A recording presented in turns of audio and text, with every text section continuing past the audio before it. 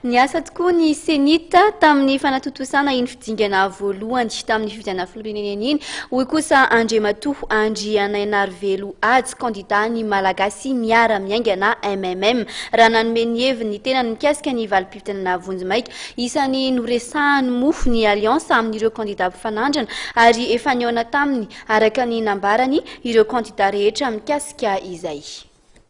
Zay aloha zany valim-pifidianana vonjimaika dia miaraka valim-pifidianana ofisialy amin'izay zany boka malagasy. Ny zava-dehibe dia ny hoe nisan'ny natongavana teto dia fanamafisana fa misy androm-panjakana mipetraka eto Madagasikara eken'ny rehetrarehetra. Iny aloha ny asa vitany, misy ny lavorary, misy ny tsy lavorary, fa ny zava-dehibe dia ny fanatsarana zavatra sy ny fandrosoana makany amin'ny tsaratsara kokoa an'ny firenena. Ianao raha atao hoe provisoire dia resy tsy hoe tsy manaiky fa résultat provisoire iny dia miandry zany résultat définitif.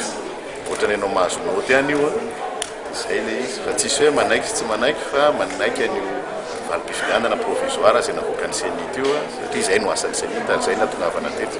Hatramin'izao aloha mbola mandinika sy mijery manana programme an'asa araka ny lazaiko tamin'ny namanareo teo zay ary izay programme an'asa natolotray ho an'ny voaka malagasy dia hitanay eo izy amin'ireo programme an'asa ireo ny fanaga na hitanay fa mety hafa tanteraka n'izay programme napetraka ny malagasy miara-miaina izay.